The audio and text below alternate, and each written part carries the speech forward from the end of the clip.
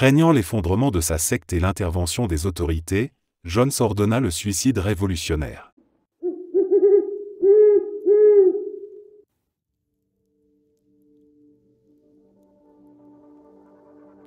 À Carthage, il était courant de sacrifier son enfant, généralement le premier-né.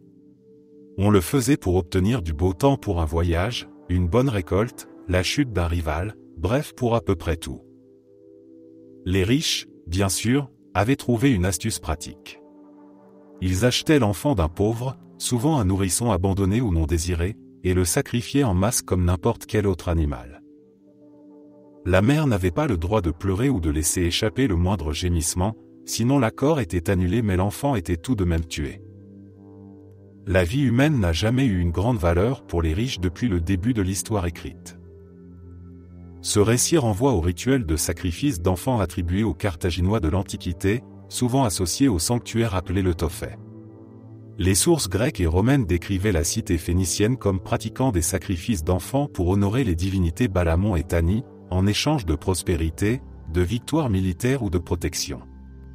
Des urnes funéraires contenant des restes incinérés de nourrissons et de jeunes enfants ont été découvertes sur plusieurs sites de Carthage et dans d'autres colonies phéniciennes, ce qui a alimenté cette interprétation.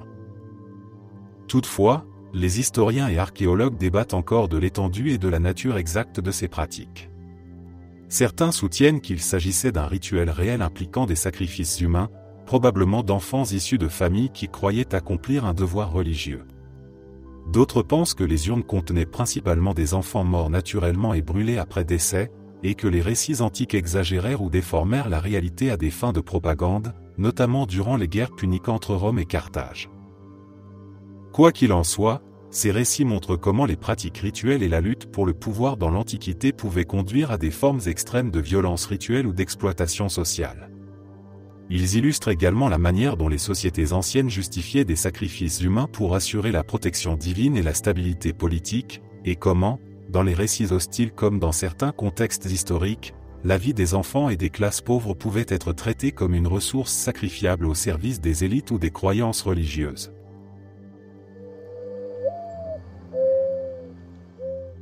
Le déclin du IIe siècle qui a fondamentalement mis en marche la chute de l'Empire romain, mais a aussi posé les bases des défis auxquels furent confrontés l'Empire parthe en Perse, la dynastie Han en Chine, l'Empire Gupta en Inde et l'Empire Kushan en Asie centrale.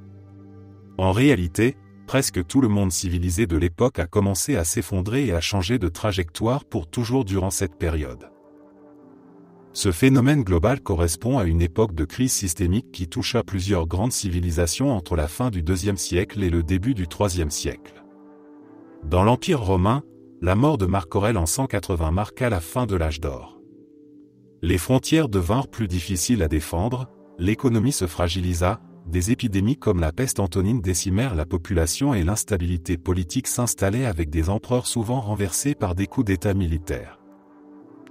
Dans l'Empire parthe, des rivalités internes et des tensions avec Rome affaiblirent le pouvoir central, ouvrant la voie à l'ascension de la dynastie sassanide. En Chine, la dynastie Han fut secouée par des luttes de cour, des rébellions telles que celle des Turbans jaunes, ainsi qu'une fragmentation régionale qui mena à l'époque des Trois Royaumes.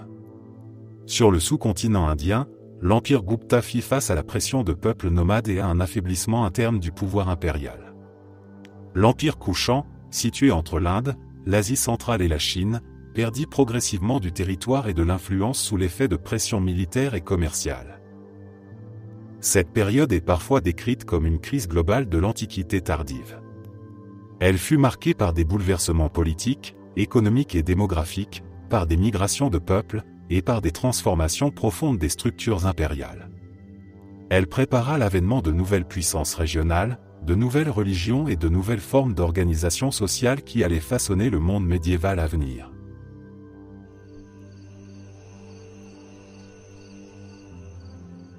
Le massacre racial de Tulsa. En mai et juin 1921, dans la ville de Tulsa, en Oklahoma, l'un des pires épisodes de violence raciale de l'histoire américaine se produisit contre la communauté afro-américaine du quartier de Greenwood, surnommée Black Wall Street en raison de sa prospérité économique. À la suite d'une accusation douteuse envers un jeune homme noir, des tensions raciales explosèrent. des foules blanches armées attaquèrent le quartier, incendiant maisons, commerces, églises et hôpitaux. Des avions privés furent utilisés pour tirer sur la population et larguer des projectiles incendiaires, ce qui fit du massacre un épisode unique par son intensité et ses moyens. En moins de 48 heures, des dizaines de pâtés de maisons furent réduits en cendres et des milliers de résidents noirs furent déplacés. Le nombre exact de victimes reste inconnu, mais les estimations évoquent plusieurs centaines de morts, avec de nombreuses sépultures probablement non recensées. Les survivants furent internés dans des camps sous surveillance militaire et durent présenter des papiers de permission pour sortir. Les assurances refusèrent d'indemniser les familles afro-américaines, et la ville fit obstacle à la reconstruction du quartier pendant des années. Cet événement fut longtemps occulté. Il ne fut presque pas enseigné dans les écoles et fut effacé des récits officiels. Ce n'est qu'à partir des années 1990, grâce au travail d'historiens, de journalistes et de descendants de survivants, qu'il commença à recevoir l'attention qu'il méritait. Aujourd'hui, le massacre de Tulsa est reconnu comme un symbole de la violence systémique contre les Afro-Américains et un rappel des efforts déployés pour effacer ce type de tragédie de la mémoire collective.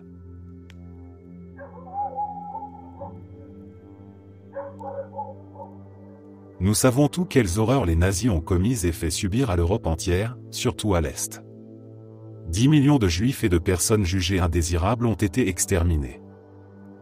Ce dont on parle beaucoup moins, c'est de ce qui est arrivé après la capitulation, à des millions de civils allemands, surtout des femmes, des enfants et des personnes âgées, vivant dans les régions qui allaient être cédées à d'autres pays comme butin de guerre. On appelle ça les expulsions allemandes, entre 12 et 15 millions d'Allemands, vivant notamment dans ce qui est aujourd'hui la Pologne, mais aussi en Tchécoslovaquie et ailleurs, ont fui ou ont été expulsés de leurs terres. Certains y vivaient depuis des générations, même si une partie venait du programme de Lebensraum, mais en nombre moindre. On estime qu'au moins 500 000 personnes sont mortes, certains avancent jusqu'à 3 millions. Les archives sont très lacunaires car beaucoup ont été détruites durant la guerre ou brûlées après. Cela a duré de 1944 à 1950. Je m'y intéresse parce que ma grand-mère et ma mère, elle avait 2 ans, ont dû fuir pour ne pas être lynchées par des foules polonaises encouragées par l'arrivée de l'armée rouge et la fuite des forces allemandes. Elles vivaient dans un tout petit village agricole appelé Franz-Agent, aujourd'hui Skibin, en Pologne. Elles ont eu la chance d'être prévenues quelques heures avant par un vieux Polonais. Ma grand-mère a pris ce qu'elle pouvait, a pris ma mère dans ses bras et s'est enfuie avec les autres femmes et enfants allemands. La plupart des hommes étaient morts, au front ou portés disparus. Malheureusement, l'armée rouge a rattrapé beaucoup de ces groupes et ce n'était pas une bonne chose. On estime que 800 000 à 2 millions de femmes allemandes ont été violées. Quand certains s'en sont indignés, même dans l'armée soviétique, même Tito en Yougoslavie, Staline a en gros haussé les épaules.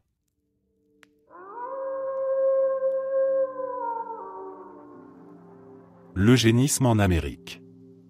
C'est la croyance selon laquelle seules certaines personnes dotées de qualités génétiques spécifiques devraient être autorisées à se reproduire, et que celles jugées inaptes à se reproduire devraient être stérilisées de force.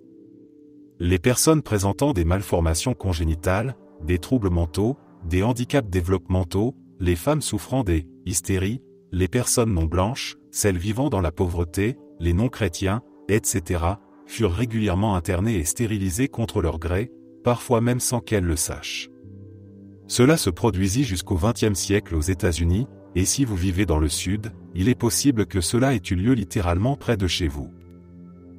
L'eugénisme américain prit de l'ampleur à la fin du XIXe siècle et au début du XXe siècle, soutenu par des universitaires, des médecins, des politiciens et des philanthropes influents.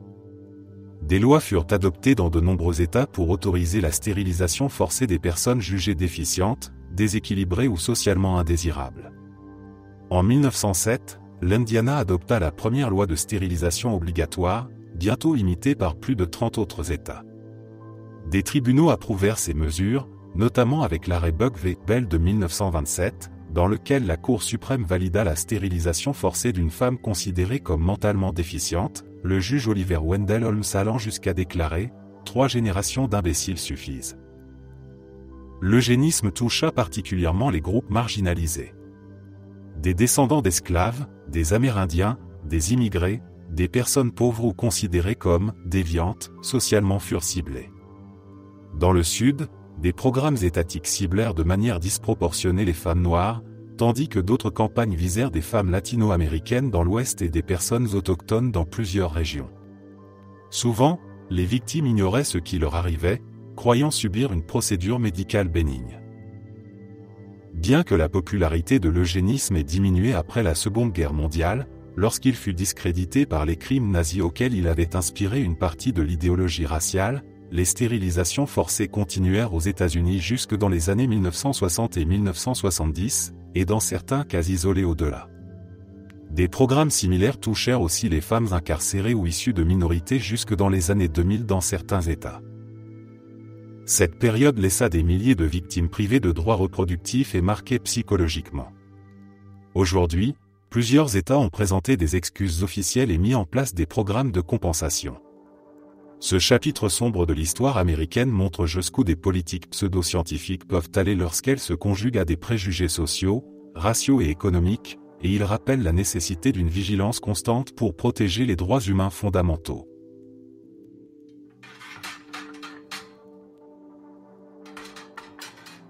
Les os humains. Les os humains étaient des expositions où des êtres humains, principalement issus de peuples colonisés, étaient montrés au public comme des curiosités exotiques ou des spécimens supposément primitifs. Ces expositions eurent lieu du XIXe siècle jusqu'au milieu du XXe siècle en Europe, en Amérique du Nord et dans certaines colonies. Des hommes, des femmes et des enfants y étaient exhibés dans des enclos, des villages reconstitués ou des scènes censées représenter leur mode de vie. Ils étaient souvent forcés d'y vivre dans des conditions humiliantes, observés et photographiés par des foules venues contempler ce qu'on leur présentait comme des sociétés inférieures. Ces expositions faisaient partie du discours colonial et racial dominant de l'époque.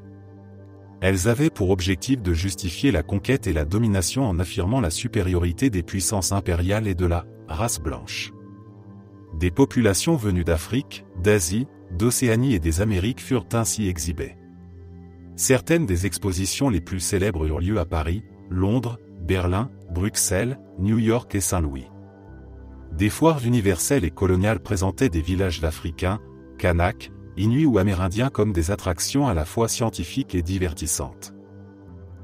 Les personnes exposées souffraient fréquemment de maladies dues au climat, au stress ou au manque de nourriture, et certaines mouraient loin de leur terre natale.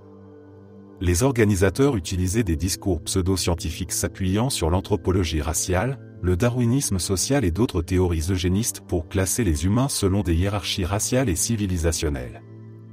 L'un des cas les plus tristement célèbres est celui d'Ota Benga, un homme pygmée du Congo exposé dans le zoo du Bronx en 1906, présenté aux visiteurs dans une cage aux singes. Au fil du XXe siècle, ces pratiques commencèrent à être critiquées, en particulier après la Seconde Guerre mondiale, lorsque les idéologies raciales utilisées pour les légitimer furent associées aux crimes nazis. Certaines expositions subsistèrent pourtant jusque dans les années 1950. Aujourd'hui, les os humains sont reconnus comme l'une des manifestations les plus visibles et déshumanisantes du racisme scientifique et du colonialisme. Ils rappellent comment des sociétés modernes pures, sous couvert de science ou de divertissement, réduire d'autres êtres humains à l'état d'objets d'observation et de domination.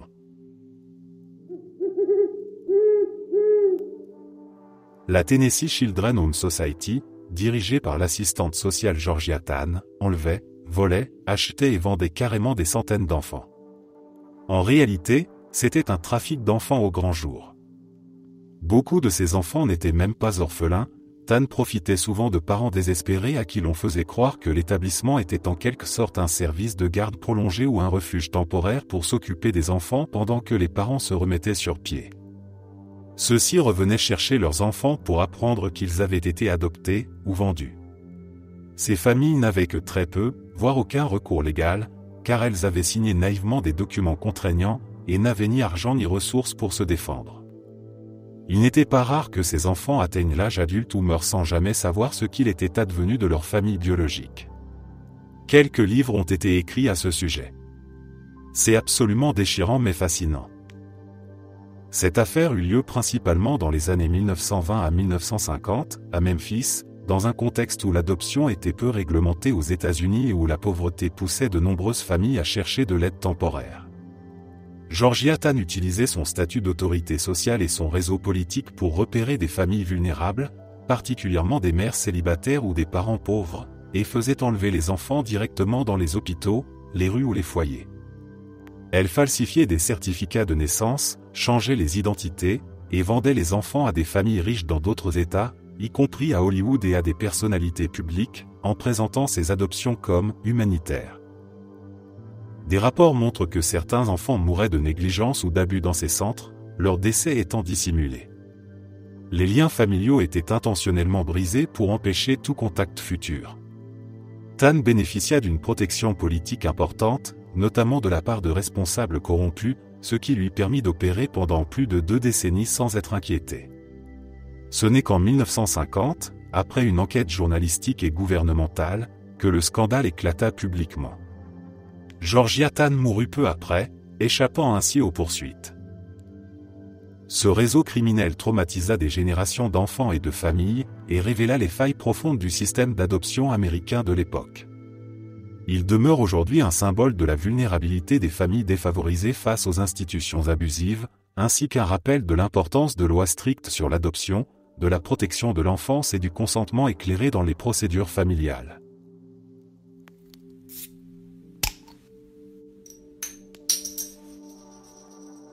La rébellion des Taiping. La rébellion des Taiping fut un soulèvement massif qui secoua la Chine entre 1850 et 1864. Elle fut dirigée par Hong Xiuquan, un homme qui se croyait le frère cadet de Jésus-Christ après avoir eu des visions religieuses. Convaincu d'avoir reçu une mission divine pour purifier la Chine, il fonda le royaume céleste de la Grande Paix et appela à renverser la dynastie Qing. Ce conflit devint l'une des guerres civiles les plus meurtrières de l'histoire mondiale, faisant entre 20 et 30 millions de morts selon les estimations modernes. La rébellion naquit dans un contexte de crise profonde. La Chine venait de subir la première guerre de l'opium, l'État était affaibli, la corruption sévissait parmi les fonctionnaires, les famines et les épidémies ravageaient les campagnes, et les populations souffraient d'une pression économique et fiscale extrême. Les idées de Hong, mélange de christianisme revisité, de millénarisme et de réformes sociales radicales, attirèrent des foules immenses d'opprimés, notamment des paysans pauvres et des minorités ethniques. Le mouvement Taiping s'empara d'une grande partie du sud et du centre de la Chine, établissant sa capitale à Nankin en 1853. Son régime introduisit des changements radicaux, interdiction du pied bandé, abolition de l'esclavage et de la polygamie, égalité théorique entre hommes et femmes, propriété collective de la terre et suppression de pratiques traditionnelles jugées démoniaques. Mais le régime sombra aussi dans un autoritarisme strict, des purges internes sanglantes et une discipline religieuse extrêmement dure. La dynastie Qing, d'abord débordée, réagit progressivement avec l'aide de nouvelles armées régionales et de conseillers militaires occidentaux. Des forces commandées par Zheng Guofan, puis Liongzhang, finirent par reconquérir les territoires Taiping après des années de campagne et de sièges dévastateurs. Nankin tomba en 1864, Hong Xiuquan mourut peu avant ou pendant la chute de la ville, et les survivants du mouvement furent exterminés. La rébellion laissa la Chine exsangue. Des régions entières furent dépeuplées et ruinées. Ce traumatisme renforça le conservatisme de la cour impériale tout en accélérant la militarisation des provinces et l'influence croissante des puissances étrangères. Cette guerre civile annonça les bouleversements qui allaient hanter la Chine jusqu'au XXe siècle, de la révolte des Boxers à la chute de la dynastie Qing puis aux guerres internes de la République. Elle demeure aujourd'hui un exemple tragique des conséquences que peuvent avoir la misère sociale, la fragilisation d'un État et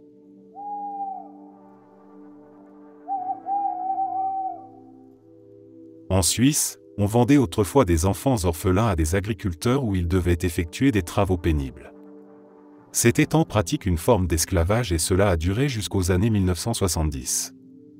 Des situations similaires ont eu lieu en Allemagne et en Suède.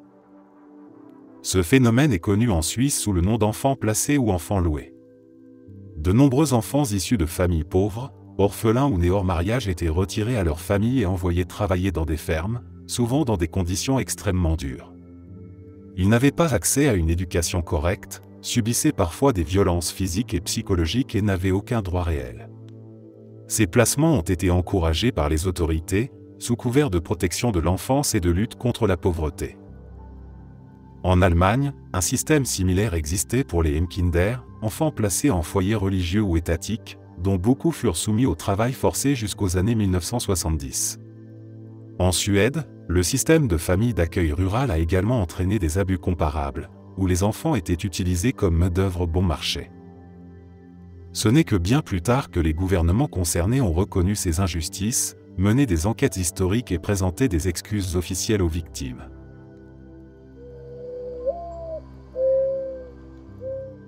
L'esclavage sur les galères en Méditerranée semble être quelque chose qu'un auteur sombre et provocateur aurait inventé, pourtant il fut la colonne vertébrale économique des royaumes italiens, du Saint-Empire romain germanique et de l'Empire ottoman pendant des siècles. L'esclavage sur les galères fut une institution centrale du monde méditerranéen du Moyen Âge jusqu'au début de l'époque moderne. Des milliers d'hommes, souvent condamnés, captifs de guerre, esclaves achetés ou victimes de razzias maritimes, ramaient sur des navires de guerre et de commerce. Les conditions de vie étaient atroces. Les rameurs étaient enchaînés, entassés, exposés aux maladies, au soleil brûlant, au froid et à la faim. Ils travaillaient au rythme du tambour ou du fouet et mouraient souvent d'épuisement ou de malnutrition. Cette forme de servitude existait déjà dans l'Antiquité mais prit une dimension nouvelle à partir du Moyen Âge. Les cités maritimes italiennes comme Venise et Gênes utilisaient des galères pour le commerce et la guerre en Méditerranée. Elles dépendaient de cette main-d'œuvre captive pour maintenir leur puissance navale. Plus tard, les monarchies ibériques et le Saint-Empire romain germanique firent de même, notamment dans les conflits contre les Ottomans et les pirates barbaresques. L'Empire ottoman fut également un acteur majeur de ce système. De nombreux prisonniers européens capturés lors de batailles navales ou de raids côtiers étaient envoyés ramer sur ces flottes. Inversement, des captifs musulmans finissaient sur les galères chrétiennes. La Méditerranée devint ainsi un vaste théâtre d'échanges humains forcés où la piraterie, le commerce et la guerre entretenaient un cycle de capture et d'exploitation. Ce système persista jusqu'au XVIIIe siècle, lorsque de nouvelles technologies navales et la transformation des économies européennes rendirent les galères obsolètes. L'esclavage galérien demeure un symbole puissant de la violence structurelle des sociétés maritimes de l'époque et de la manière dont la Méditerranée, carrefour commercial et culturel, fut aussi un espace d'oppression et de souffrance humaine.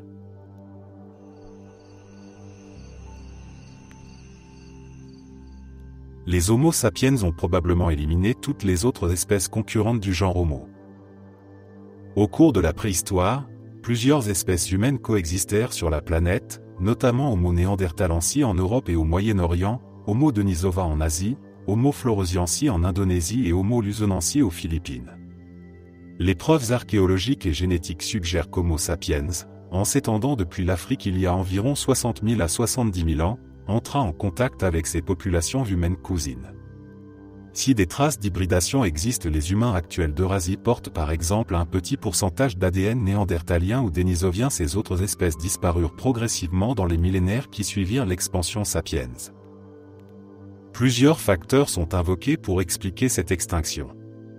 La compétition pour les ressources joua un rôle central.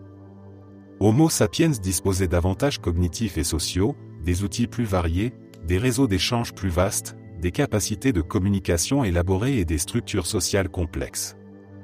Ces atouts permirent au groupe sapiens de s'adapter rapidement, de s'organiser efficacement et d'occuper des territoires variés. Il existe aussi des indices de violence interspécifique. Certaines découvertes archéologiques montrent des traumatismes crâniens sur des fossiles néandertaliens attribuables à des armes. Une dynamique d'exclusion, de prise de territoire ou même de conflit direct a pu accompagner la cohabitation. D'autres facteurs ont contribué parallèlement, les changements climatiques soudains de la fin de l'ère glaciaire, la fragmentation des populations néandertaliennes et dénisoviennes, et leur faible diversité génétique qui les rendait plus vulnérables aux épidémies et aux pressions environnementales. L'extinction des autres espèces humaines témoigne de la domination progressive d'Homo sapiens sur l'environnement et sur les autres lignées humaines. Ce processus, complexe et multifactoriel, montre comment l'adaptation culturelle, l'innovation technologique et les réseaux sociaux ont favorisé la survie de notre espèce, au prix de la disparition des autres représentants du genre Homo avec lesquels nous avons un temps partagé la planète.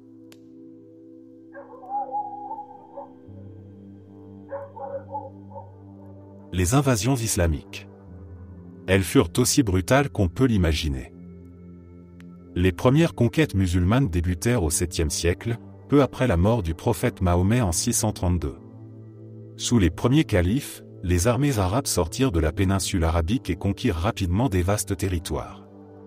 En l'espace de quelques décennies, elles s'emparèrent de la Perse sassanide, de grandes parties de l'Empire byzantin notamment la Syrie, la Palestine et l'Égypte, puis progressèrent en Afrique du Nord et jusqu'en Espagne au début du 8e siècle. Vers l'Est, elles avancèrent jusqu'en Asie centrale et dans certaines régions de l'Inde. Comme de nombreuses expansions impériales de l'époque, ces conquêtes furent accompagnées de sièges, de batailles violentes, de pillages et d'impositions politiques et fiscales. Certaines villes résistèrent farouchement et furent prises de force, entraînant des destructions et des pertes humaines importantes. Dans d'autres cas, les élites locales négocièrent des accords de capitulation qui permettaient aux populations vaincues de conserver leurs terres, leur religion et leurs structures administratives en échange de taxes, comme la jizya pour les non-musulmans. Au-delà de la dimension militaire, ces conquêtes transformèrent profondément les sociétés qu'elles touchèrent. Elles entraînèrent la diffusion de l'arabe comme langue administrative et culturelle, l'essor du commerce transcontinental et la formation d'empires comme les Omeyyades puis les Abbassides. Dans certaines régions, l'islamisation fut progressive, souvent étalée sur plusieurs siècles, mêlant conversion, échange culturel et intégration des traditions locales. Dans d'autres lieux, des révoltes éclatèrent régulièrement contre le pouvoir impérial. Les invasions islamiques s'inscrivent dans le contexte plus large des expansions impériales médiévales, comparables par leur ampleur et leur violence à celles de Rome, des Mongols ou des croisades. Elles marquèrent durablement l'histoire du Moyen-Orient, de l'Afrique du Nord, de l'Asie centrale et de l'Europe méridionale, façonnant des zones culturelles et religieuses qui perdurent encore aujourd'hui.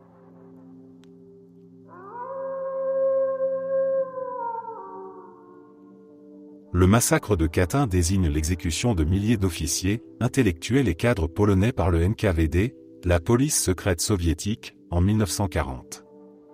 Les victimes étaient des militaires capturés après l'invasion conjointe de la Pologne par l'Allemagne nazie et l'Union soviétique en septembre 1939, mais aussi des civils membres de l'élite polonaise docteurs, professeurs, ingénieurs, prêtres, officiers de réserve et fonctionnaires. L'objectif était de décapiter la société polonaise et d'empêcher toute résistance organisée à la domination soviétique. Les exécutions eurent lieu dans plusieurs lieux, dont la forêt de Katyn près de Smolensk, ainsi qu'à Kaliningrad actuel, à Kharkiv et dans d'autres sites secrets. Les prisonniers furent emmenés par groupes, exécutés d'une balle dans la nuque et enterrés dans des fosses communes. Lorsque l'armée allemande découvrit les fosses en 1943 après avoir envahi la région, les nazis dénoncèrent le crime pour affaiblir l'Union soviétique sur le plan diplomatique. L'URSS accusa à son tour l'Allemagne, et cette version officielle fut soutenue par les soviétiques pendant plus de 50 ans. Après la guerre, la vérité fut activement dissimulée par Moscou, et évoquer Katyn en Pologne communiste était fortement réprimé.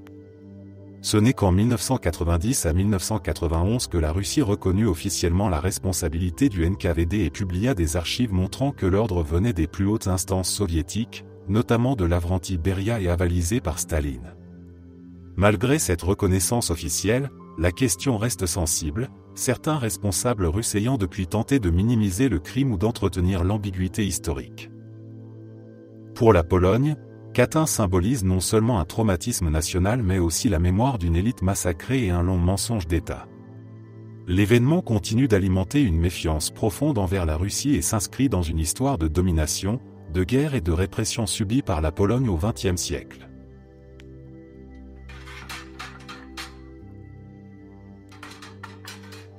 L'année 536 est considérée comme la pire de l'histoire.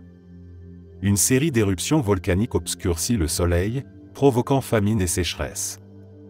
La peste bubonique commença également à se répandre cette année-là, éliminant un tiers de la population en Europe. L'année 536 marque le début d'une décennie de bouleversements climatiques sans équivalent dans l'histoire écrite. Des chroniqueurs de l'époque décrivent un soleil voilé, semblable à la Lune, qui ne produisait presque plus de chaleur. Les températures chutèrent brutalement sur tout l'hémisphère nord, entraînant la perte des récoltes, la famine généralisée et une instabilité profonde dans les sociétés d'Europe, du Moyen-Orient et d'Asie. Les chercheurs attribuent aujourd'hui ce phénomène à plusieurs éruptions volcaniques massives, probablement en Islande ou en Asie, qui projetèrent d'énormes quantités de particules dans l'atmosphère. Celles-ci bloquèrent la lumière solaire, perturbant le climat mondial pendant plusieurs années. Des anneaux de croissance d'arbres, des carottes de glace et des archives archéologiques confirment l'ampleur du phénomène. Parallèlement, à partir de 541, l'Empire byzantin et l'Europe furent frappés par la peste de Justinien, une forme précoce de peste bubonique. Cette épidémie se propagea le long des routes commerciales méditerranéennes, décimant les populations urbaines, désorganisant les économies et affaiblissant durablement les structures politiques. Dans certaines régions, elle aurait pu tuer jusqu'à un tiers des habitants, marquant le début d'un long repli démographique et économique qui dura une grande partie du Haut Moyen Âge. Cette combinaison de catastrophes climatiques et de pandémies fit de la décennie qui suivit 536 l'une des plus sombres de l'histoire humaine, remodelant profondément le paysage politique, social et économique du monde antique tardif. La Grande Migration. Au début du XXe siècle, les Noirs du Sud faisaient face à une exploitation sévère. Lorsque les usines du Nord commencèrent à se développer, les Noirs commencèrent à migrer vers le Nord pour obtenir de meilleurs salaires et de meilleures conditions de travail. Cela créa une grave pénurie de main-d'œuvre dans le Sud, et les Blancs du Sud eurent recours à de nombreux moyens malhonnêtes pour empêcher les Noirs de partir. La police se rendait parfois dans les gares et, si un homme noir possédait un billet pour une ville du Nord, la police le déchirait. Des gares proches des communautés noires furent démantelées. Les agents de recrutement du Nord n'avaient pas le droit de faire de la publicité pour des emplois dans le Nord. Parfois, des Noirs étaient punis par des représailles violentes si les Blancs locaux apprenaient qu'ils se préparaient à partir. Les pires abus se produisirent dans les petites villes où tout le monde se connaissait et conspirait pour maintenir les Noirs en place et les opprimer. De nombreux Noirs qui réussirent à fuir vers le Nord achetèrent d'abord des billets pour une grande ville proche où le personnel de la gare ne se souciait pas s'ils achetaient ensuite un billet vers un État du Nord. La Grande Migration se déroula en deux grandes vagues, de 1916 à 1930 puis de la Seconde Guerre mondiale jusqu'aux années 1970. En tout, environ 6 millions d'Afro-Américains quittèrent les États du Sud. Ils fuyaient des conditions marquées par le système de ségrégation Jim Crow, le travail agricole précaire et le métayage, la privation de droits civiques et la menace constante de violences racistes, notamment les lynchages. Le départ massif de travailleurs transforma profondément la géographie humaine et culturelle des États-Unis.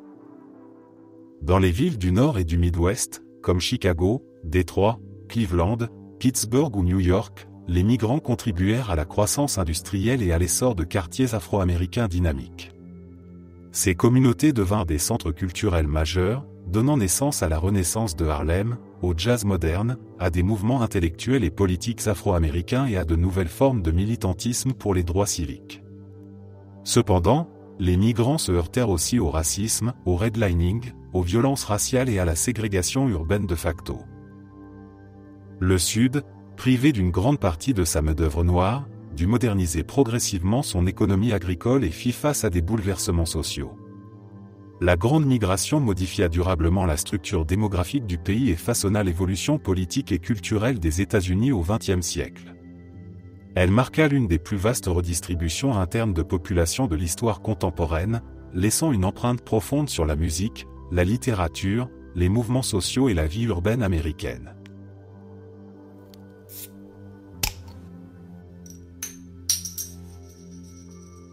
L'expérience sur la syphilis de Tuskegee était particulièrement atroce. Des hommes afro-américains furent informés qu'ils recevraient un traitement gratuit, mais au lieu de cela ils furent laissés sans soin afin que des scientifiques puissent étudier l'évolution de la syphilis non traitée. Cette étude commença en 1932 dans le comté de Macon, en Alabama, et fut menée par le service de santé publique des États-Unis. Plus de 600 hommes afro-américains pauvres, en majorité des métayers, furent enrôlés. Parmi eux, environ 400 souffraient déjà de la syphilis. On leur promit un accès aux soins médicaux, mais les chercheurs leur cachèrent leur diagnostic réel et ne leur fournirent aucun traitement efficace, même lorsque la pénicilline devint le remède standard après la Seconde Guerre mondiale. Les participants reçurent à la place de faux traitements, des examens réguliers et parfois des interventions invasives, le tout sous prétexte de soins gratuits. Beaucoup souffrirent gravement et certains moururent des complications de la maladie. Des conjoints furent infectés et des enfants naquirent avec la syphilis congénitale. Le scandale éclata en 1972 lorsque des journalistes révélèrent l'existence de l'étude. L'indignation publique conduisit à la fin immédiate du programme, à des poursuites judiciaires et à une enquête fédérale. Cet épisode entraîna d'importantes réformes éthiques dans la recherche médicale aux États-Unis, dont la création de comités d'éthique indépendants et l'obligation du consentement éclairé pour les participants. En 1997, le président Bill Clinton présenta des excuses officielles au nom du gouvernement américain aux survivants et à leurs familles.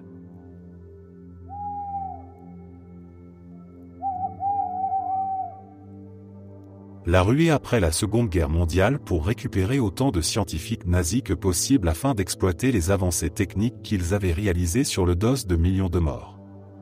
Si peu de criminels de guerre nazis reçurent leur châtiment, entre ceux récupérés pour la guerre froide et ceux qui fuirent en Amérique du Sud. Après la défaite de l'Allemagne nazie en 1945, les États-Unis, l'Union soviétique et d'autres puissances alliées se lancèrent dans une opération secrète visant à capturer et recruter des scientifiques et ingénieurs allemands. L'objectif était double, empêcher ces experts de tomber aux mains de l'ennemi et exploiter leurs connaissances scientifiques, notamment dans les domaines de l'aéronautique, de la fusée, de la médecine, de la chimie et de l'ingénierie militaire. Aux États-Unis, cette opération porta le nom de Project Paperclip. Plus de 1600 scientifiques et techniciens nazis furent ainsi transférés aux États-Unis. Beaucoup d'entre eux avaient été membres du parti nazi ou avaient travaillé directement pour le complexe militaro-industriel du Reich. Parmi les exemples les plus célèbres figure Werner von Braun, ingénieur en chef du programme de fusée V2, qui devint un acteur essentiel du programme spatial américain et contribua plus tard à l'envoi d'Apollo 11 sur la Lune. Cela se fit malgré le fait que les V2 furent produits par des travailleurs esclaves dans des conditions atroces, notamment dans le camp de Dora Mitelbo. L'Union soviétique mena une opération similaire, transférant de force des centaines de spécialistes vers l'URSS pour travailler sur des programmes de missiles et d'armement. Dans les deux camps, de nombreux scientifiques virent leur passé nazi minimisé, effacé ou ignoré au nom de la supériorité stratégique. Cette réalité nourrit le sentiment d'injustice parmi les survivants de l'Holocauste et les nations libérées, car beaucoup de responsables nazis échappèrent à la justice. Parallèlement, d'anciens nazis réussirent à fuir l'Europe. Grâce à des réseaux clandestins parfois appelés Ratlin, certains rejoignirent des pays d'Amérique du Sud, notamment l'Argentine, le Brésil, le Paraguay et le Chili, où ils vivaient sous de fausses identités ou furent accueillis par des régimes sympathisants. Parmi eux, on compte Adolf Eichmann arrêté en Argentine en 1960 et Joseph Mengele, qui mourut au Brésil sans jamais être jugé. Si les procès de Nuremberg punirent un certain nombre de hauts responsables nazis, la réalité est qu'une grande partie des acteurs de l'appareil nazi, y compris ceux impliqués dans des crimes de guerre, échappèrent aux conséquences, protégés par la géopolitique de la guerre froide et l'urgence scientifique de l'après-guerre. Cette période reste un rappel troublant de la manière dont des considérations stratégiques peuvent parfois passer avant la justice et la mémoire des victimes.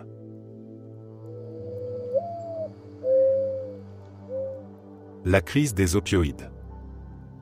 La crise des opioïdes désigne une vague massive d'addiction et de décès liés aux analgésiques opioïdes, aux opioïdes synthétiques et à l'héroïne, qui a débuté dans les années 1990 aux États-Unis avant de s'étendre à d'autres pays.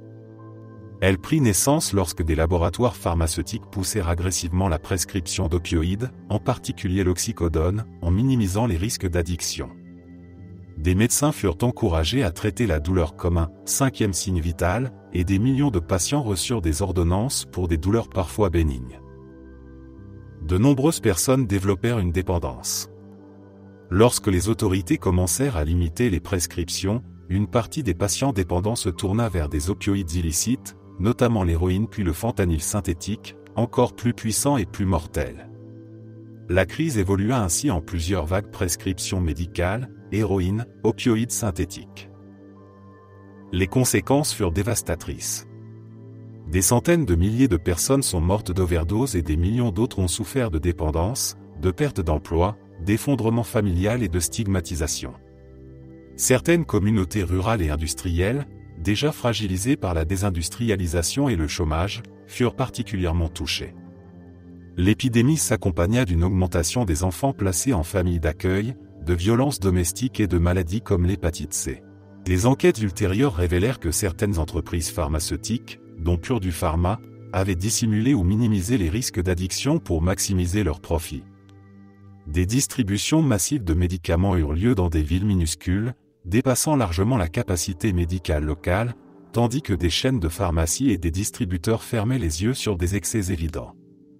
Plusieurs États poursuivirent ces entreprises en justice, menant à des accords financiers historiques et à la faillite de Purdue Pharma.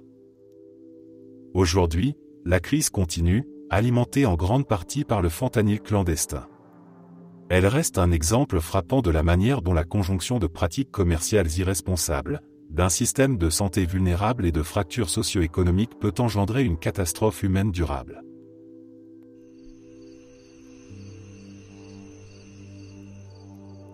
Le travail sexuel forcé en Europe par les Alliés pendant la Seconde Guerre mondiale. Pendant la Seconde Guerre mondiale et juste après, des cas de travail sexuel forcé eurent lieu dans certaines zones contrôlées par les forces alliées en Europe. Si les crimes sexuels de l'Axe sont plus largement connus et documentés, il existe aussi des témoignages, documents et enquêtes montrant que des femmes furent exploitées par des soldats alliés, notamment dans des maisons closes contrôlées par l'armée ou sous contraintes économiques et sociales extrêmes. Certaines femmes furent enrôlées de force ou poussées à la prostitution dans des contextes où elles n'avaient pratiquement aucun choix, souvent à la suite d'occupations, de famines ou de déplacements massifs. En France, en Italie et en Allemagne, des bordels dits « réglementés » fonctionnèrent parfois sous supervision militaire, officieuse ou tolérée. Dans certaines villes libérées, des femmes suspectées d'avoir entretenu des relations avec des soldats ennemis furent humiliées publiquement, rasées ou ostracisées, les rendant encore plus vulnérables aux abus. Dans l'Allemagne vaincue, le chaos d'après-guerre, les pénuries alimentaires et le manque d'autorité civile facilitèrent l'exploitation sexuelle, et des témoignages décrivent des violences et des coercitions commises par des soldats américains, soviétiques, britanniques et français. Les viols massifs par l'armée rouge sont parmi les exemples les plus documentés, mais d'autres armées, y compris occidentales, furent également impliquées dans des abus graves. Ces événements s'inscrivent dans un contexte de guerre totale, d'effondrement social et de déplacement de population.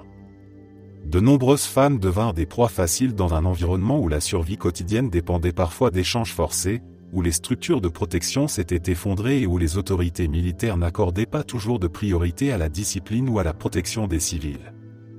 Le silence autour de ces faits fut longtemps entretenu par la honte, le traumatisme et la volonté politique de préserver l'image morale des forces alliées.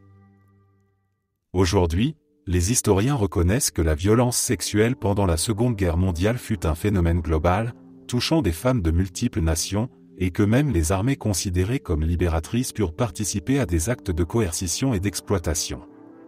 Ces réalités n'annulent pas les différences idéologiques fondamentales entre l'Axe et les Alliés, mais elles rappellent que la guerre expose les civils à des brutalités multiples et que la dignité humaine peut être violée par de nombreuses forces en situation de domination et de chaos.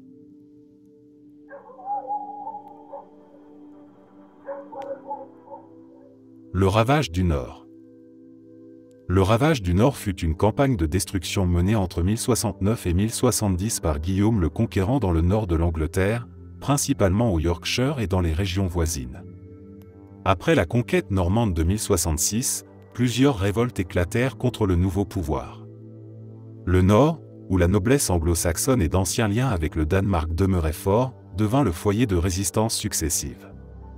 Face à cette instabilité et à la menace d'un soutien danois aux rebelles, Guillaume décida d'une répression totale. Les armées normandes incendièrent villages et fermes, détruisirent les récoltes, abattirent le bétail et empoisonnèrent les terres pour empêcher toute subsistance. La population locale fut massacrée, déportée ou laissée mourir de faim. Des chroniqueurs médiévaux décrivent des terres ravagées au point qu'elles restèrent stériles durant des années. Le Domesday Book, compilation fiscale réalisée 15 ans plus tard, montre encore d'immenses zones classées comme dévastées ou sans valeur. Cette campagne brisa durablement le pouvoir des élites anglo-saxonnes du Nord et consolida le contrôle normand sur l'Angleterre. Mais elle laissa aussi derrière elle un traumatisme profond, certaines estimations évoquent des dizaines de milliers de morts, un chiffre immense pour la population de l'époque.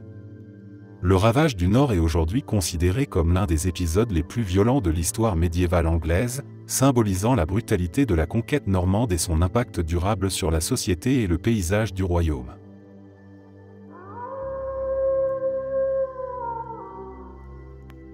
Le massacre de Mystique eut lieu en 1637 durant la guerre contre la nation Pequot. Dans la nuit du 26 mai, des milices coloniales anglaises, alliées à des guerriers mohégans et narragansetts, encerclèrent un village Pequot près de la rivière Mystique dans le Connecticut. Les colons mirent le feu aux habitations et tuèrent ceux qui tentaient de fuir. Des centaines de Pequot, dont de nombreuses femmes, enfants et personnes âgées, furent massacrés. Très peu survécurent. Cet épisode brisa la puissance militaire des Pequot et entraîna leur dispersion ou leur asservissement. Quelques décennies plus tard, de 1675 à 1676, éclata la guerre du roi Philippe, appelée ainsi d'après le nom anglais de Metacom, chef Wampanoag. Cette guerre fut déclenchée par la pression grandissante des colons pour s'approprier toujours plus de terres autochtones, par l'imposition de lois coloniales et par la tentative d'assimilation forcée de dirigeants autochtones dans les institutions coloniales. Les tensions éclatèrent en conflit ouvert, impliquant plusieurs nations autochtones. La guerre fut d'une brutalité extrême. Les villages furent incendiés, les civils massacrés, les prisonniers exécutés ou réduits en esclavage. De nombreuses colonies anglaises furent attaquées et presque détruites. Les colons ripostèrent avec une intensité égale. Metacom fut finalement tué, et des centaines d'autochtones capturés furent vendus comme esclaves, parfois envoyés jusqu'aux Caraïbes. Ce conflit provoqua la mort d'un pourcentage énorme de la population autochtone de la Nouvelle-Angleterre et marqua un tournant irréversible. Les peuples autochtones perdirent une grande partie de leur autonomie, de leurs terres et de leurs moyens de subsistance. Pour les colons anglais, au contraire, la victoire leur ouvrit la voie pour une expansion territoriale accélérée et la consolidation de leur domination politique. Le massacre de Mystique et la guerre du roi Philippe sont aujourd'hui reconnus comme des moments fondateurs tragiques de l'histoire coloniale nord-américaine, révélant comment la violence, la dépossession et la déshumanisation furent au cœur de la construction du pouvoir colonial en Nouvelle-Angleterre.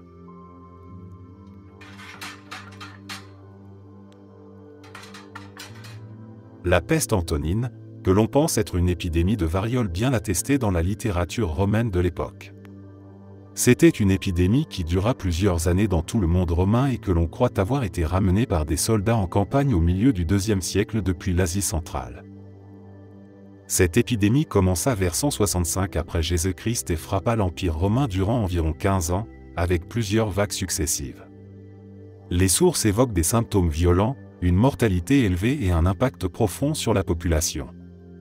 La peste se propagea probablement via les routes marchandes et les mouvements militaires liés aux guerres contre l'Empire parthe. Les conséquences furent lourdes. Des villes furent désertées, l'armée manqua de recrues, l'économie ralentit et la production agricole souffrit du manque de main-d'œuvre. L'empereur Marc Aurèle lui-même dut faire face à l'épidémie en pleine campagne militaire. Cette crise sanitaire participa au déclin démographique et politique de l'Empire, affaiblissant sa capacité à répondre aux menaces extérieures et aux troubles internes. Elle est souvent considérée comme l'un des facteurs majeurs inaugurant la longue période d'instabilité qui suivit. Au Nigeria, les jumeaux étaient considérés comme une malédiction et étaient tués rapidement sans discussion.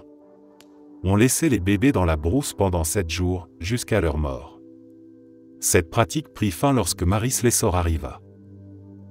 Dans certaines régions du sud-est du Nigeria, en particulier parmi les communautés Efik et Ibibio au XIXe siècle, la naissance de jumeaux était perçue comme un signe de honte ou de malheur. On croyait parfois que l'un des enfants était lié à des esprits maléfiques ou qu'il n'avait pas de père humain. Ces croyances conduisaient à l'abandon ou à la mise à mort des nourrissons, et les mères pouvaient aussi être rejetées ou persécutées.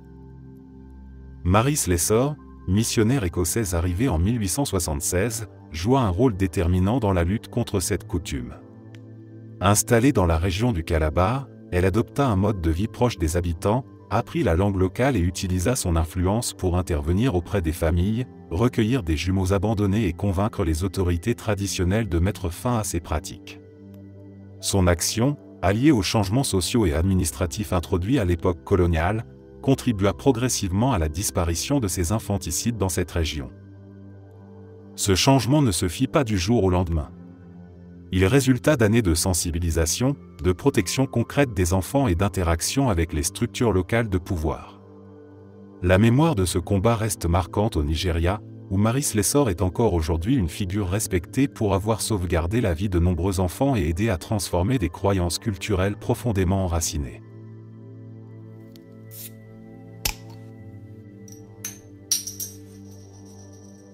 Le roi Léopold II de Belgique devrait être rappelé au même niveau qu'Hitler et Staline. Léopold II régna sur la Belgique de 1865 à 1909, mais il est surtout connu pour son règne personnel sur l'État indépendant du Congo, qu'il administra comme une propriété privée à partir de 1885. Sous son autorité, l'exploitation du caoutchouc, de l'ivoire et d'autres ressources fut menée avec une brutalité extrême. Les populations congolaises furent soumises au travail forcé, aux mutilations, aux prises d'otages et à des violences systématiques. Des villages entiers furent dépeuplés et des millions de personnes périrent en raison des mauvais traitements, des maladies et de la famine résultant de la politique coloniale. Les estimations du nombre de morts varient, mais certains historiens avancent qu'entre 5 et 10 millions de Congolais auraient perdu la vie durant cette période. Les atrocités commises attirèrent l'attention internationale à la fin du XIXe siècle, notamment grâce aux témoignages de missionnaires et aux enquêtes de journalistes comme Edmund Denis Morel et Roger Casement. Face au scandale croissant, Léopold II fut contraint en 1908 de céder le Congo à l'État belge, mettant fin à son contrôle personnel direct. Cet épisode constitue l'un des crimes coloniaux les plus violents de l'histoire moderne. Il a laissé un héritage durable de traumatisme et de déstabilisation au Congo, tout en contribuant à façonner la perception mondiale du colonialisme européen et de ses abus.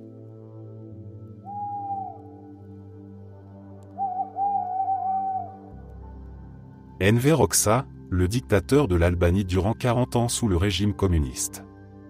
Il fit des choses qui rendent la Corée du Nord presque chaleureuse en comparaison. Il ne fut pas déposé non plus.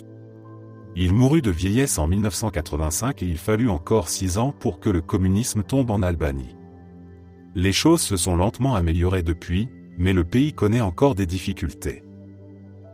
Enver Hoxha dirigea l'Albanie de 1944 jusqu'à sa mort, transformant le pays en l'un des régimes les plus totalitaires et isolés du XXe siècle. Il imposa un contrôle absolu sur la vie politique, économique et culturelle. Toute opposition réelle ou supposée fut éliminée par des purges, des exécutions, des emprisonnements et des déportations dans des camps de travail. Hoxha rompit successivement avec la Yougoslavie, l'Union soviétique puis la Chine, ce qui plongea l'Albanie dans une autarcie extrême et un isolement diplomatique quasi total. Son régime imposa une surveillance généralisée et une propagande constante. La population vivait dans la peur des services de sécurité, la Sigurimi, qui infiltrait tous les aspects de la société. L'économie fut rigoureusement centralisée, ce qui mena à une stagnation profonde, à la pénurie chronique et à un retard technologique immense. Hoxha fit construire des centaines de milliers de bunkers en prévision d'une invasion qui ne vint jamais, symbole d'un État obsédé par l'ennemi extérieur. Après sa mort, l'Albanie resta sous le même système jusqu'en 1991. L'effondrement du régime s'accompagna d'une grave crise économique et sociale. La transition vers la démocratie fut difficile, marquée par la pauvreté, l'émigration massive, la corruption et l'instabilité politique. Aujourd'hui encore, l'Albanie poursuit son développement et s'efforce de surmonter l'héritage autoritaire et isolationniste de l'ère Hoxha, tout en se rapprochant de l'Union européenne et en modernisant ses institutions.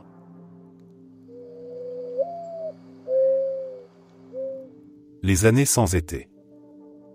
Les années sans été désignent une période au début du XIXe siècle, surtout 1816, où des anomalies climatiques extrêmes provoquèrent des récoltes catastrophiques, des famines et une agitation sociale dans de nombreuses régions du monde.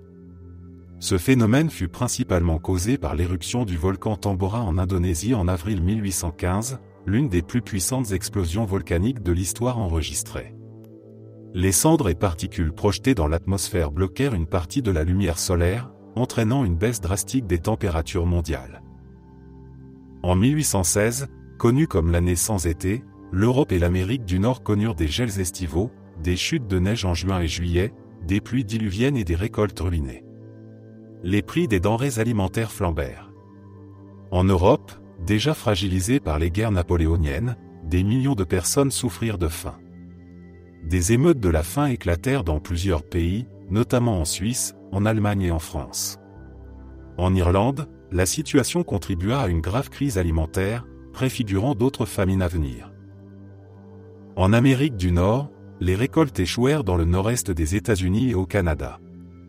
De nombreux fermiers ruinés migrèrent vers l'ouest en quête de terres plus clémentes, accélérant ainsi le mouvement de colonisation interne. Les conséquences sociales et économiques furent durables et marquèrent profondément les populations rurales. Cette période provoqua aussi des effets culturels surprenants.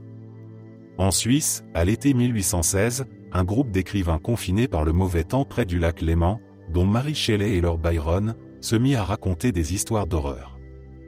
C'est dans ce contexte que Mary Shelley écrivit Frankenstein, l'un des romans fondateurs de la littérature gothique et de la science-fiction. Les années sans été rappellent la fragilité des sociétés humaines face aux forces naturelles globales. Elles montrent comment un événement volcanique lointain peut bouleverser l'économie mondiale, déclencher des migrations massives, provoquer des tensions sociales et laisser une empreinte durable dans la culture et la mémoire collective.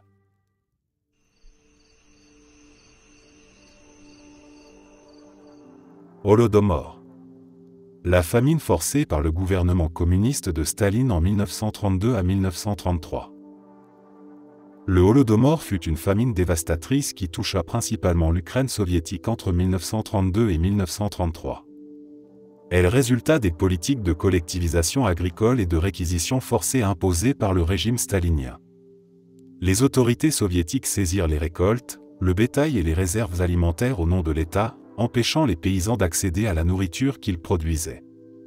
Des gardes bloquaient les villages pour éviter toute fuite et empêcher l'arrivée d'aide extérieure. Les populations rurales furent surveillées, punies et privées des moyens de subsistance les plus élémentaires. Des millions de personnes moururent de faim, souvent dans des conditions atroces. Les familles cherchaient désespérément à survivre, consommant des aliments improvisés et parfois non comestibles. Des villages entiers furent décimés. Les autorités soviétiques niaient l'existence de la famine, refusaient l'aide humanitaire étrangère et poursuivaient ceux qui tentaient d'en parler. L'accès aux zones touchées était strictement limité et les archives furent longtemps gardées secrètes. Cet épisode marque un tournant dans l'histoire de l'Ukraine et de l'Union soviétique. Le Holodomor brisa la paysannerie ukrainienne, principal pilier des identités locales et des traditions rurales. Ce traumatisme collectif eut des répercussions durables sur la société, la démographie et la culture ukrainienne. Aujourd'hui, plusieurs pays reconnaissent le Holodomor comme un génocide, tandis que le débat historique reste sensible en Russie et dans certains milieux universitaires. Quel que soit le terme utilisé, il demeure l'un des exemples les plus tragiques de famine provoquée par des politiques étatiques au XXe siècle.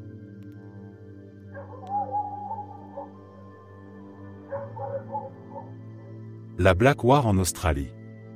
Un génocide brutal des populations autochtones, largement passé sous silence au profit de l'attention portée à la génération volée.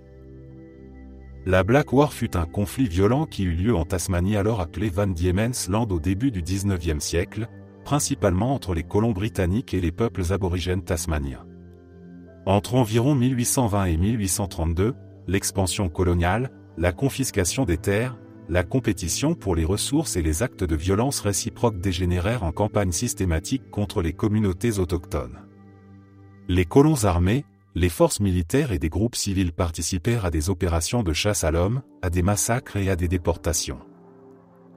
La population autochtone de Tasmanie, qui comptait quelques milliers de personnes avant l'arrivée des Britanniques, fut presque totalement anéantie en l'espace de quelques décennies.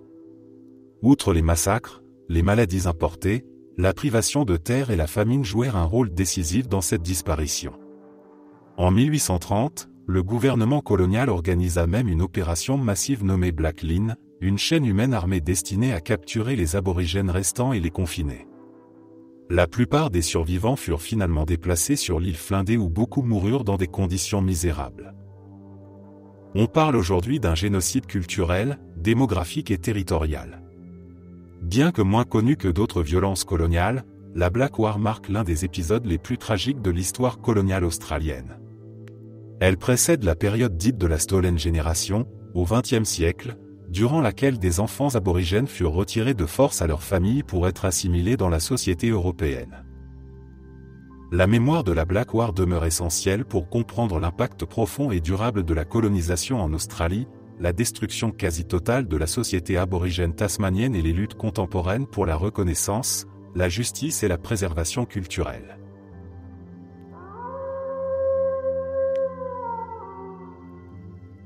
Les guerres du travail aux États-Unis. Les lois contre le travail des enfants, les semaines de 5 jours, des conditions de travail sûres ont été obtenues grâce au sang de nos grands-parents et arrière-grands-parents. Cela doit absolument être enseigné, mais autant que je sache, c'est souvent passé sous silence. L'histoire ne se répète pas, mais elle rime. Et nous y revoilà. Les conflits sociaux aux États-Unis entre la fin du XIXe siècle et le début du XXe furent marqués par des luttes intenses entre ouvriers, entreprises et autorités. Les travailleurs, souvent immigrés et employés dans des conditions très dangereuses pour de très faibles salaires, organisèrent des grèves massives et des syndicats pour revendiquer des droits fondamentaux. Des enfants travaillaient dans les mines, les usines textiles, les fonderies et les ateliers, parfois dès l'âge de 5 ou 6 ans, exposés aux accidents, à la maladie et à l'exploitation. Des événements comme la grève de Haymarket en 1886, la grève de Homestead en 1892 ou encore la grève de Pullman en 1894 virent l'intervention violente des forces de l'ordre ou de milices privées. Des affrontements sanglants eurent lieu, avec des morts parmi les ouvriers et les forces de l'ordre. Dans les années 1910, les textiles mills du Sud et les mines de charbon en Pennsylvanie et en Virginie occidentale furent aussi le théâtre d'affrontements meurtriers, comme le massacre de Ludlow en 1914. Peu à peu, sous la pression des mouvements ouvriers et des réformateurs sociaux, des lois furent adoptées. Elles introduisirent la limitation du temps de travail, la protection contre les accidents, des salaires minimaux et l'interdiction progressive du travail des enfants. Dans les années 1930, le New Deal consolida certains de ses acquis en encadrant davantage les conditions de travail et en reconnaissant le droit syndical. Ces luttes ont profondément façonné la société américaine moderne, en instaurant des normes de sécurité, des horaires fixes et des protections sociales qui semblent aujourd'hui évidentes. Elles rappellent le coût humain du progrès social et l'importance de l'organisation collective dans l'amélioration des conditions de vie des travailleurs.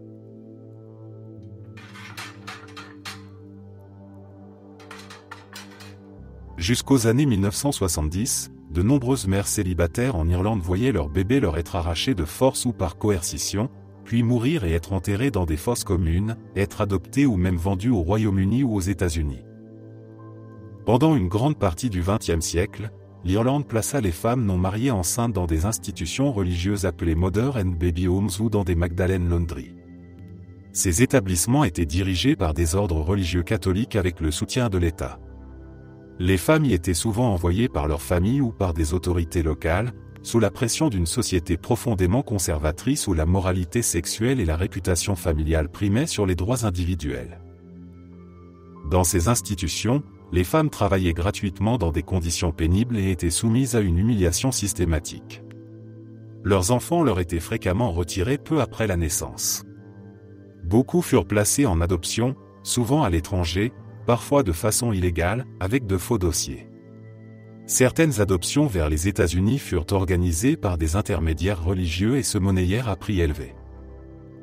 Les conditions dans ces foyers étaient souvent très dures, entraînant des taux de mortalité infantile anormalement élevés. L'affaire la plus célèbre éclata à Tuam en 2014, lorsque des recherches révélèrent l'existence d'un ancien site où des restes de centaines d'enfants avaient été enterrés de manière non déclarée dans une fosse commune près d'un ancien Mother and Baby Home. Ce scandale relança une enquête nationale sur les pratiques de ces institutions. Une commission officielle d'enquête, dont les conclusions furent publiées en 2021, confirma l'ampleur de ces abus, la complicité de l'État, des autorités religieuses et d'une culture sociale visant à contrôler la sexualité féminine et à punir les mères célibataires. Ce chapitre sombre de l'histoire irlandaise a laissé des milliers de familles brisées et un traumatisme durable, et les survivantes se battent encore pour obtenir reconnaissance, excuses complètes et accès au dossier d'adoption.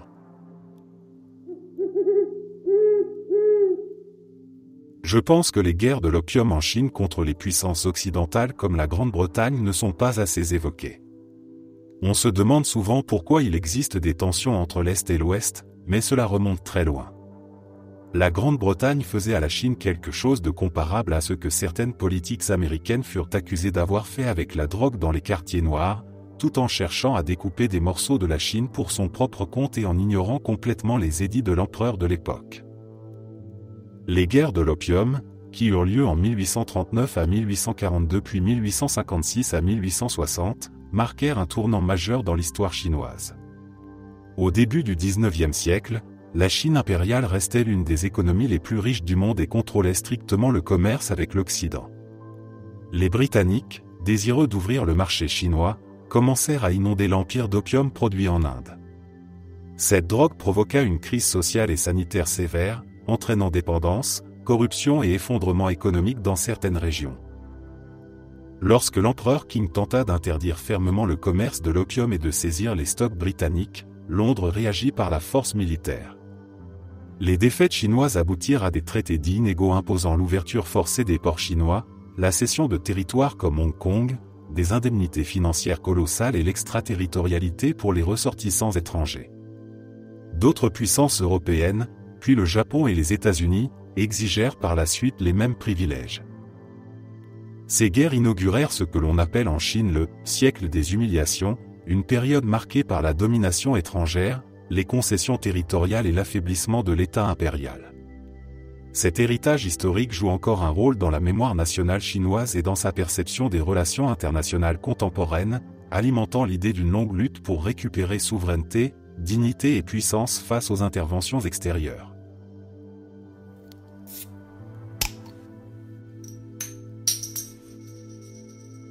L'Empire japonais au XXe siècle mena une politique impérialiste agressive en Asie orientale. Après la restauration Meiji, le Japon industrialisé chercha à s'affirmer comme grande puissance. Il annexa la Corée en 1910, prit Taïwan en 1895 après la guerre contre la Chine, s'empara de vastes territoires en Mandchourie puis en Chine continentale, et étendit son contrôle sur une grande partie de l'Asie du Sud-Est et du Pacifique durant la Seconde Guerre mondiale. L'occupation fut marquée par des violences systématiques. En Corée, la domination coloniale entraîna confiscation des terres, exploitation économique, assimilation culturelle forcée, interdiction de la langue coréenne à l'école et mobilisation militaire ou industrielle obligatoire. Des dizaines de milliers de femmes coréennes, chinoises et d'autres régions asiatiques furent contraintes de servir comme femmes de réconfort, victimes de prostitution forcée dans des bordels militaires. De nombreux Coréens et Taïwanais furent enrôlés dans l'armée impériale, parfois envoyés dans des missions suicides comme les attaques kamikazes. En Chine, des atrocités majeures eurent lieu, dont le massacre de Nankin en 1937, où des centaines de milliers de civils furent tués et des dizaines de milliers de femmes violées. L'armée japonaise commit également des crimes de guerre ailleurs en Asie, pratiqua le travail forcé massif et recourut à des expérimentations humaines, comme celle de l'unité 731 en Mandchourie. Après 1945, le Japon fut occupé par les Alliés et adopta une constitution pacifiste. Cependant, la mémoire du passé demeure source de tensions. En Corée et en Chine, les cicatrices historiques restent vives et nourrissent un ressentiment envers certains symboles et discours perçus comme révisionnistes. Le drapeau au soleil levant est vu par beaucoup en Asie comme l'équivalent d'un symbole impérialiste ou militariste. Les débats sur les manuels scolaires, les excuses officielles et les relations diplomatiques reflètent encore aujourd'hui cette histoire douloureuse. Si le Japon moderne est une démocratie stable et pacifique, la manière dont son passé impérial est enseigné et reconnu varie encore, et les mémoires concurrentes continuent d'influencer les relations entre les peuples d'Asie de l'Est.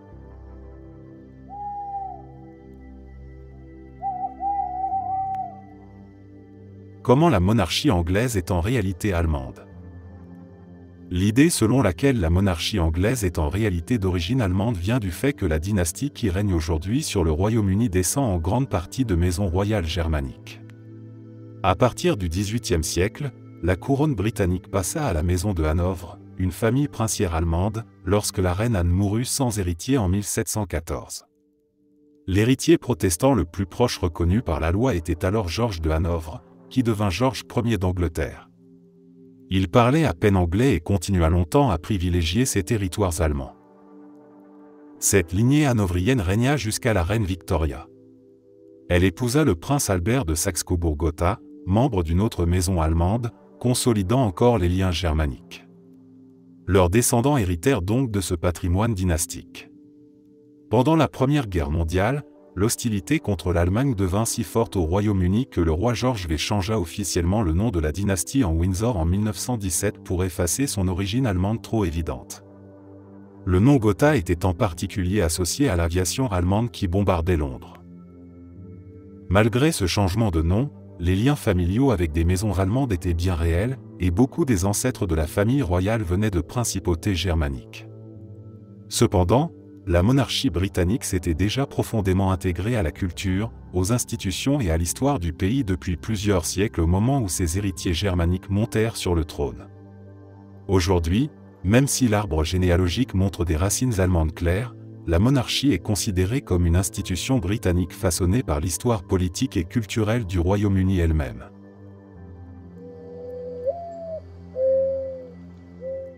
L'asservissement de 1,5 million d'Européens en Afrique du Nord au XVIe siècle. Au cours des XVIe et XVIIe siècles, des centaines de milliers d'Européens furent capturés et réduits en esclavage par les corsaires barbaresques opérant depuis les ports d'Afrique du Nord, principalement Alger, Tunis, Tripoli et Salé. On estime qu'entre 1 et 1,5 million de personnes furent ainsi réduites en captivité au fil de plusieurs siècles. Les victimes venaient d'Italie, d'Espagne, du Portugal, de France, mais aussi d'Angleterre, d'Irlande et même des îles de l'Atlantique. Certaines furent enlevées lors d'attaques maritimes, d'autres capturées lors de raids sur les côtes européennes. Ces esclaves étaient employés dans des travaux variés. Beaucoup furent utilisés comme rameurs sur les galères nord-africaines, d'autres comme ouvriers dans les chantiers navals, serviteurs domestiques, artisans ou encore main-d'œuvre pour des travaux de construction. Certains pouvaient être rachetés par leurs familles, par des États ou par des ordres religieux comme les Trinitaires et les Mercédaires, spécialisés dans la libération de captifs. D'autres restaient prisonniers à vie ou mouraient dans des conditions extrêmement difficiles. Cette traite méditerranéenne faisait partie d'un système plus large de piraterie, de guerre navale et de rivalité politique entre puissances européennes et États nord-africains ottomans. Elle coexista avec d'autres formes d'esclavage, notamment la traite transsaharienne et la traite transatlantique. Bien que cette histoire soit parfois moins connue en Europe, elle illustre la complexité des échanges de violence, de pouvoir et d'économie autour de la Méditerranée. Elle rappelle aussi que l'esclavage fut une institution mondiale, pratiquée sous diverses formes par de nombreuses sociétés, et que ses impacts marquèrent profondément les populations des deux rives.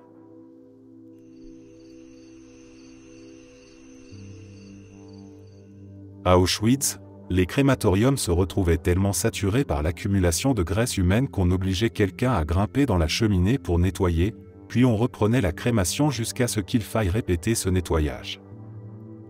Dans le camp d'extermination d'Auschwitz-Birkenau, les installations de mise à mort fonctionnaient de manière industrielle. Les chambres à gaz et les crématoriums furent conçus pour éliminer le plus grand nombre de victimes possible. À mesure que les nazis intensifiaient les déportations, les fours et les cheminées travaillaient en continu. Le travail de manipulation des corps et d'entretien des installations était imposé aux prisonniers du Sonderkommando, des déportés forcés d'assister au processus de mise à mort sous la menace de mort immédiate. Lorsque le système était surchargé, les prisonniers devaient effectuer des tâches dangereuses et inhumaines afin de maintenir le fonctionnement du dispositif meurtrier.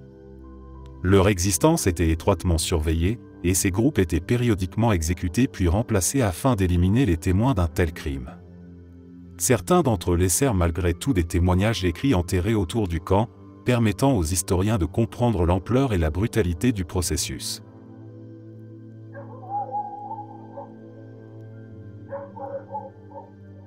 La traite des esclaves en dehors de la traite transatlantique.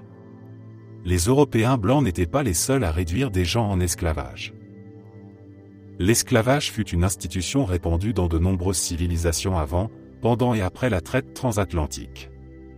Dans le monde islamique, la traite transsaharienne et la traite en mer Rouge durèrent plus de 1000 ans, acheminant des millions de personnes depuis l'Afrique subsaharienne, l'Europe orientale, le Caucase et l'Asie centrale vers l'Afrique du Nord, le Moyen-Orient et l'Asie. Les esclaves y servaient dans des maisons, des armées, des administrations ou encore comme travailleurs agricoles. Des groupes comme les Mamelouks en Égypte, eux-mêmes issus d'esclaves militaires, purent même accéder au pouvoir. En Afrique, certaines sociétés organisèrent également des systèmes esclavagistes internes. Des royaumes comme le Dahomey, le Bénin ou l'Oyo capturèrent ou achetèrent des prisonniers de guerre et les intégrèrent comme travailleurs forcés ou les revendirent à d'autres régions, y compris aux marchands européens sur les côtes. L'esclavage existait aussi en Éthiopie, au Sahel et dans les sociétés swahili de la côte africaine, où des personnes étaient envoyées vers la péninsule arabique, l'Inde ou l'archipel malais. En Asie, la Chine impériale recourait à diverses formes de servitude, allant des domestiques à vie aux travailleurs pénaux. Dans l'Inde précoloniale, des castes serviles existaient, et certaines puissances régionales pratiquaient l'asservissement de populations vaincues. Les empires turco-mongols, dont celui de Timur et plus tard celui des Ottomans, utilisaient également le travail des captifs, qu'ils soient européens, caucasiens ou asiatiques.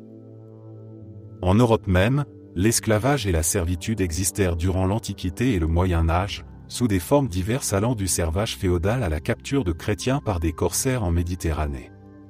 Si la traite transatlantique fut unique par son ampleur industrielle et son idéologie raciale, elle s'inscrit dans un monde où la réduction en esclavage d'individus conquis, déplacés ou marginalisés était pratiquée sur plusieurs continents depuis des siècles et par des sociétés de culture, religions et origines variées.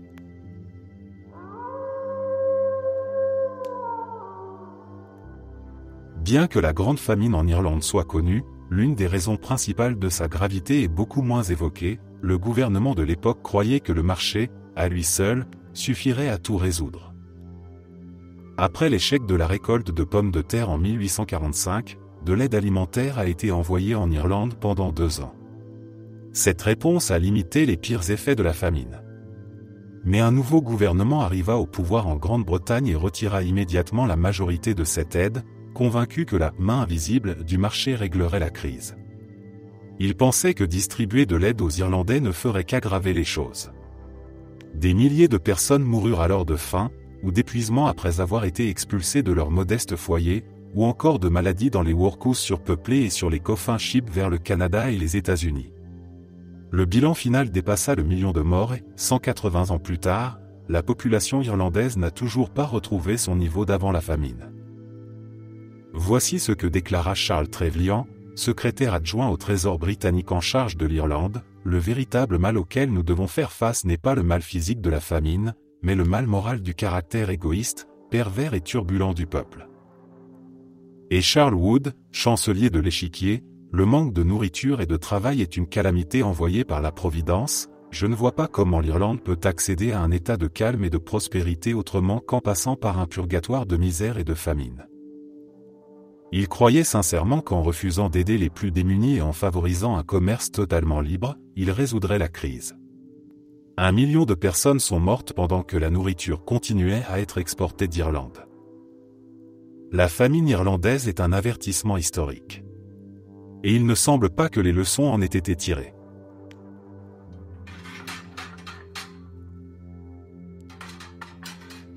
Le fait que nous ayons aujourd'hui plus d'esclaves dans le monde qu'il n'y en a jamais eu. Selon de nombreuses estimations contemporaines, il existerait aujourd'hui des dizaines de millions de personnes vivant dans des conditions assimilables à l'esclavage. On parle souvent de formes d'exploitation telles que le travail forcé, la traite humaine, la servitude domestique, l'esclavage sexuel, le mariage forcé ou encore la servitude pour dette. Cette réalité touche pratiquement tous les continents et concerne des hommes, des femmes et des enfants, bien que les femmes et les filles soient disproportionnellement affectées. Ce phénomène résulte de plusieurs facteurs. La pauvreté extrême et l'instabilité politique exposent les populations vulnérables au recrutement forcé ou à des contrats illégitimes. Les conflits armés et les déplacements de population créent des situations où des groupes armés, des milices ou des réseaux criminels exploitent les réfugiés et les déplacés. La mondialisation économique et certaines chaînes d'approvisionnement opaques contribuent également à la persistance du travail forcé dans des secteurs comme l'agriculture, la pêche, la construction, le textile ou le service domestique. Contrairement aux systèmes esclavagistes historiques, l'esclavage moderne est souvent clandestin et fragmenté. Il ne repose pas sur une structure étatique officielle, mais plutôt sur des réseaux criminels, des pratiques coutumières ou des abus d'employeurs privés.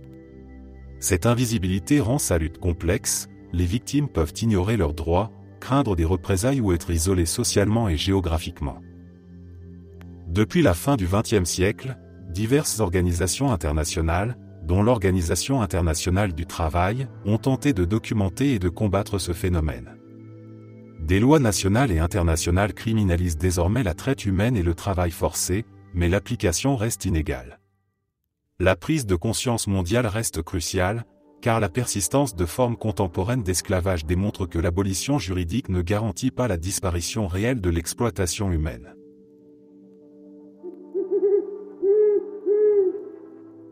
Le massacre de Jonestown. Le massacre de Jonestown désigne la mort de plus de 900 membres du People Temple en 1978, sous l'autorité de leur leader Jim Jones, dans une communauté isolée en Guyana. Ce drame est l'un des plus meurtriers suicides collectifs de l'histoire contemporaine, et il mêlait endoctrinement, coercition et violence extrême plutôt qu'un simple acte volontaire de la part des victimes. Jim Jones, prédicateur américain charismatique, avait attiré des adeptes dès les années 1950 en prônant l'égalité raciale, la justice sociale et une communauté utopique. Le People's Temple attira de nombreux Afro-Américains et membres de groupes marginalisés, séduits par la promesse d'une société plus juste. Mais derrière cette façade progressiste, Jones exerçait un contrôle absolu, surveillance constante, punition des dissidents, manipulation psychologique et culte de la personnalité. Craignant des enquêtes et des pressions croissantes aux États-Unis, Jones mena ses fidèles en 1977 dans une colonie agricole appelée Jonestown, construite dans la jungle guyanaise. Sur place, la vie ressemblait à un camp de travail autoritaire, confiscation des passeports, isolement total, discours paranoïaques, privation et entraînement à des suicides collectifs simulés. Jones prônait une vision apocalyptique d'un monde raciste et hostile, affirmant que la communauté ne survivrait qu'en restant sous son autorité. En novembre 1978, le député américain Leo Ryan se rendit à Jonestown pour enquêter suite aux témoignages de familles signalant des abus.